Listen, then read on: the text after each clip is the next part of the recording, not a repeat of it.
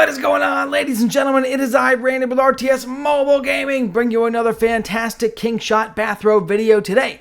In today's video, we'll be talking about the brand new hero just added to the game this week in mid-April, Marlin. Marlin is an absolute monster. We're going to spend a few minutes going through his skills, and then we'll talk about where we see him fitting in to the different compositions from both Conquest to Expedition. So get excited, here we go, and if you like today's content, feel free to like and subscribe, and if you dislike it, give me the middle finger in the comments below. Here we go!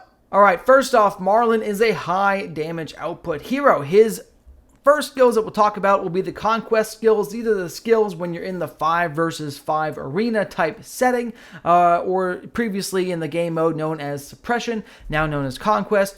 These are the skills we'll talk through first. The first skill is going to be called Tidal Rush. This skill does really solid damage to all enemy targets, and it will immobilize them for 1.5 seconds. This could be a big deal if the enemy is running heavy melee and you're able to lock them in place and shoot them right in the face.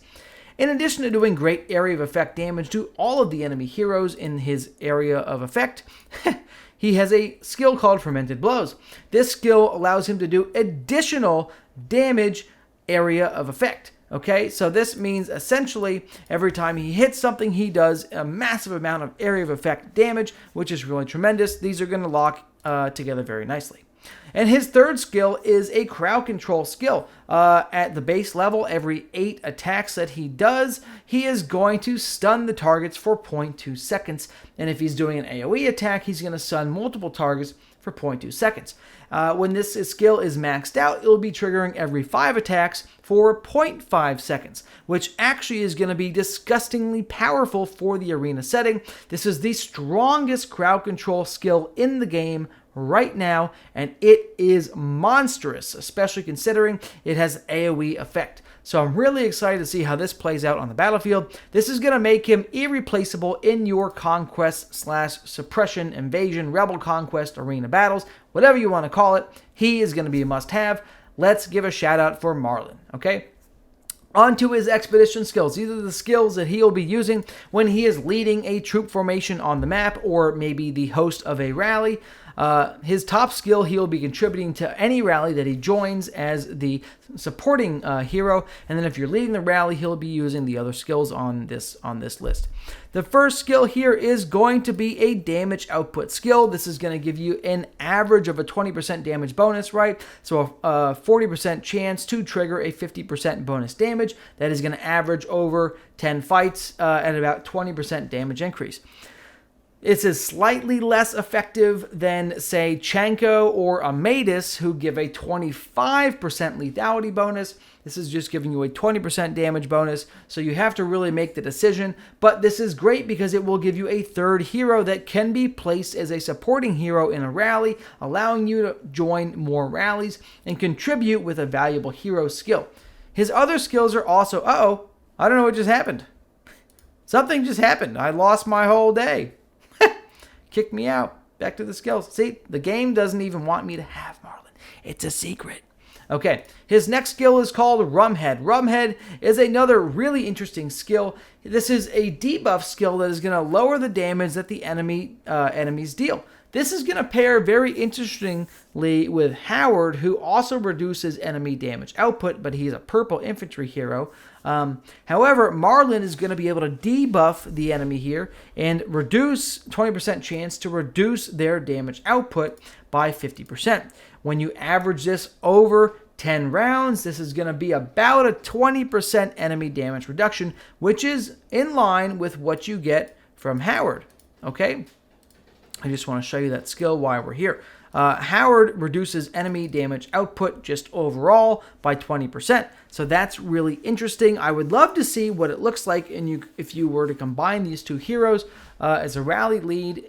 You would be missing a damage ability, of course, but it would be a massive, massive debuff to the enemy squads in the enemy rallies or whoever you're rallying against. So that's something interesting to think about in the future for some theory crafting. His last skill is called Dynamo. Dynamo is a pretty typical, same strength as Yabble. Okay, 50% chance of increasing the damage dealt by your squad by 50%. This is not an all squads damage bonus, so keep that in mind. The terminology is not there. We'll have to see how this plays out. Do they just forget that word, or does this really only affect your own squad? We'll have to see. But I will tell you for sure that these top 2 skills are really interesting, and overall having all 3 of these skills combined is going to make him much stronger for PvP marches on the battlefield than having Saul, who has a support skill mixed in, right? He's going to be taking the place of Saul in your main damage army because, again, Saul has a defensive top skill, he has a construction middle skill, and he has an offensive bottom skill, but really having a defensive and a construction skill combined makes him not super valuable in PvP. Marlin is going to replace Saul for sure in your main march. And again, having this ability to give a damage bonus to all squads is going to take the place or allow you to have a third hero that can contribute to rallies. As far as putting him in the arena setup, let's talk about that for a second. I definitely would say he is going to go into your arena, your conquest setups.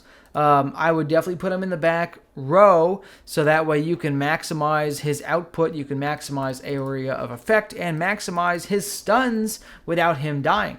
I highly suggest you try that out. I would also suggest you combine him with some of the hero skills that slow enemies to really make sure you're maximizing your crowd control effectiveness. And I'm really excited to see how powerful this lucky hit skill really is. Okay, so where can you get Marlin? That's a great question. Let's take a look at where he is available. Only through the Hall of Heroes event and in the Swordland store.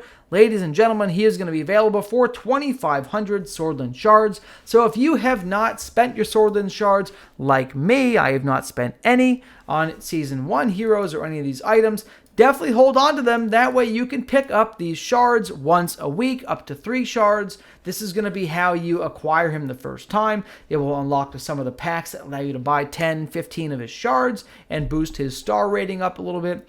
And we'll have to see where it goes from there. Okay, folks, so that's it. Feel free to like and subscribe. I love you long time. If you've enjoyed today's content, let me know. Randy, out.